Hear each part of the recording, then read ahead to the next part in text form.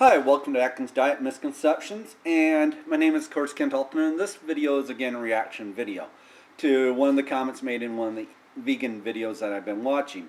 And one of the reasons I like to do these videos is because it exchanges some of the things that I just feel and forces me to do a little bit of research to things that I know. And the response was, Bowulf, I'm afraid you and I are going to have to disagree on this one. Can you offer any honest, peer-reviewed, long-term studies which shows what you are claiming about to be true on the Atkins diet? Never one to give up on a challenge. I certainly wanted to respond to this one, and I did a little bit of research on gathering in the amount of data on long-term studies. And while there's a plenty amount of short-term studies on proving the effectiveness on the Atkins diet, and while one can certainly take the effects within the short term and extrapolate what the long-term effect might be, you constantly hear from these vegans, well, 5 years down the road you're going to get cancer, or you might not see the effect right away. It's a long-term effect. Well, I can understand where that might lead some people to think, when's the next shoe going to drop? You won't see it coming. There'll be no signs, but there's a bridge out, and you'll just go and drive right over it. That's similar to what they're asking you to believe. Well, one of the problems with long-term studies is they often turn out to be epidemiological studies of large groups of individuals, and thereby it really gets hard to ascertain what exactly the effectiveness of one single component or one single variable within that entire large group might be. The China study happens to be one that's similar to that. Did a huge study, and because of the bias of the researcher, they focused on the meat being the key indicator between these two groups, the meat eaters and the non-meat eaters, ignoring completely the wheat had just a significant, or if more, factor in increasing the risk factors for cancer than did the meat-eating group.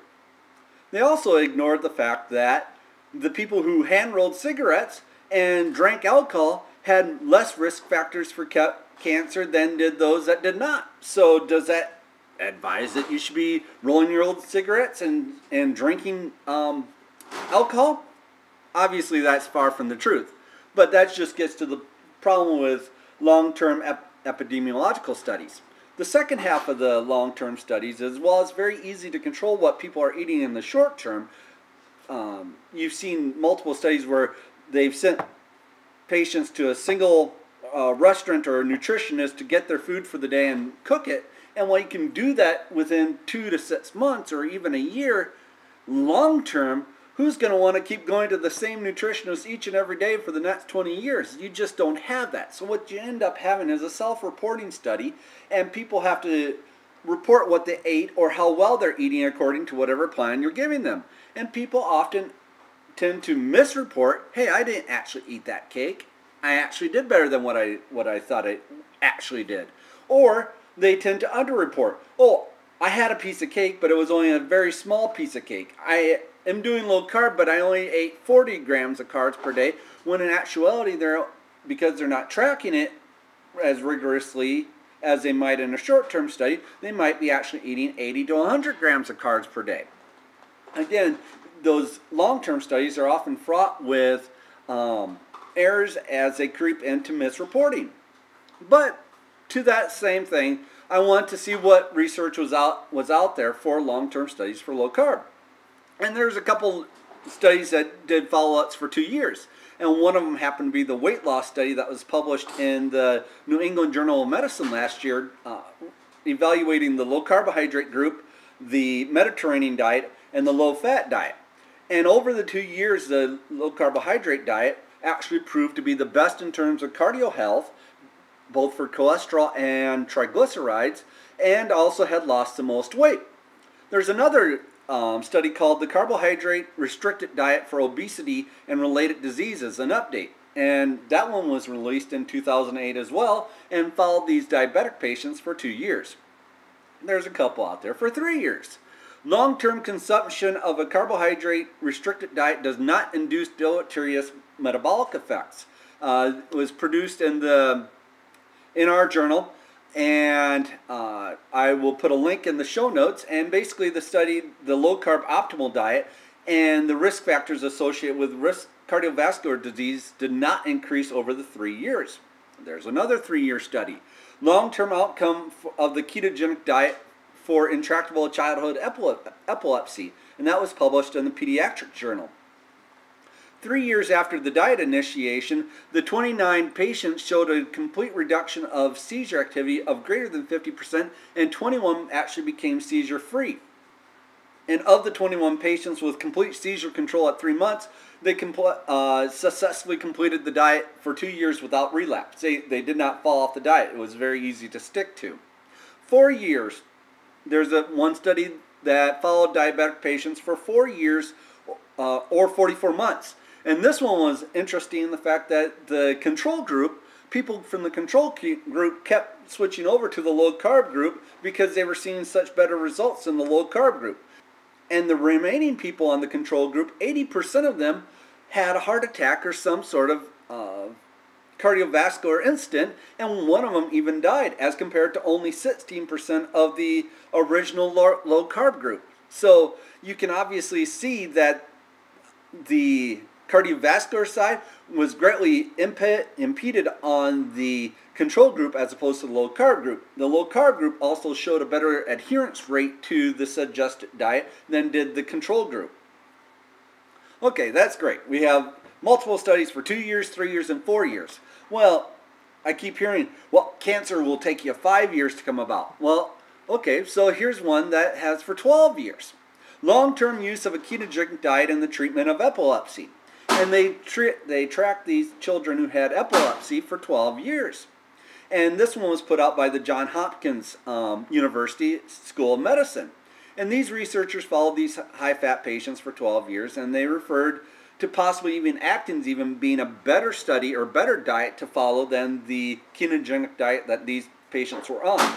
And the doctors reviewed the charts of these children. In this study, about 11% of them became completely seizure-free, and 21 and at least 75% of them were 90% improved from their seizures, and the remaining portion was 50 to 90% improved. In addition, of these 28 patients, 9 of them were completely able to discontinue all anti-epileptic drugs. And overall, the medications were reduced per child from 2.1 per day to 1.3 per day. Okay, that's great for epilepsy, but what happened to their health over the period of time? Their HDL and their cholesterol improved. Their triglycerides improved, and there was no marked dyslipidemia. And finally, they make a point in the study that there's some interesting data on the Atkins diet type regimen and the South Beach diet type regimen showing efficacy in seizure reduction, and both are much easier to administer than the ketogenic diet that these patients happen to be on. I will say this, that on the diet that these patients happen to be on, the growth appeared to be stunted as a greater proportion amount of these people were in the below 10 percentile group at the end of the study than at the beginning of the study, which leads you to perhaps go to my should kids be on low carb diet, and perhaps they shouldn't be necessarily on a ketogenic diet unless there's extenuating circumstances.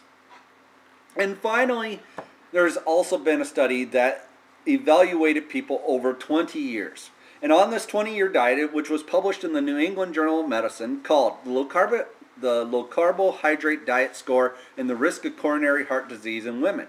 And what they did, they would follow these 82,000 women in the Nurses' Health Study who had completed this food frequency questionnaire, and they ranked these women based upon the amount of carbohydrates they were eating within their diet. The less carbohydrates they put them in a different percentile, and the higher carbohydrates that they're eating, they put them in a different percentile, and then they evaluated their health over these 20 years.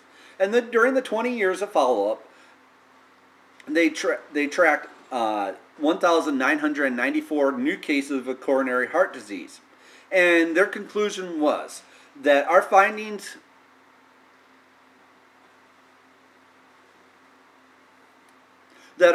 suggest that lower in carbohydrate and higher in proteins are not associated with increased risk of coronary heart disease in women. And also in complement, total fat, total protein, animal protein, and vegetable protein were not significantly associated with the risk of coronary heart disease, according to multivariate analyses. So not only did just eating low carbohydrate not contribute to cardiovascular disease, it was consumption of animal proteins or animal food products did not contribute to cardiovascular disease. And finally, they make a study that for these women, in our